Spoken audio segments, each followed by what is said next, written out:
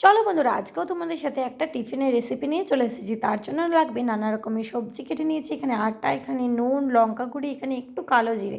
তো চলো এটা একসাথে আমি মিশিয়ে নিই। এখানে দেখো ময়দাটা তো নিয়েই নিয়েছি আমি এখানে। আর তার সাথে আমার বাড়িতে যেহেতু ম্যাগি মশলাটা ছিল, সেহেতু আমি ম্যাগি মশলাটা এখানে অ্যাড করছি। এটা তোমরা নাও দিতে পারো। আর সরি, ম্যাগি মশলাটা আমার একটু বেঁচে গিয়েছিলো, তার জন্য এটা দিয়ে দিচ্ছি। আর দিচ্ছি সামান্য পরিমাণে নুন। নুন দিচ্ছি আর তার সাথে সামান্য পরিমাণে এখানে চিনিও দিয়েছি, যাতে খেতে আরও বেশি ভালো হয়। আর এখন আরেকটু আমি ময়দা দেওয়ার প্রয়োজন হয়েছিল, তার জন্য আমি এখানে ময়দাটা দিয়ে দিচ্ছি। তারপরে কড়াটা গরম করে এখানে ভালো করে তেলটাকে গরম করে নিতে হবে। দেখো কড়াটা আমার বসানো হয়ে গেছে। এরপর এখানে তেলটা দিয়ে কড়াটা ভালো করে গরম করবে, যাতে করে ওই জিনিসটা যখন তুমি উল্টাবে তখন তোমার ভালো করে হয়।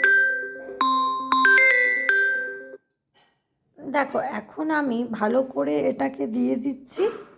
আর যেহেতু আমি একা একা ভিডিওটা করছি, তার জন্য দেখো এখানটা একটু অন্ধকার লাগছিলো, কারণ ক্যামেরার পজিশানটা ভালো করে পাচ্ছিলাম না। তো চলো দেওয়ার পরে এটা হয়েছে। আর এখন ঢাকা দিয়ে দিই।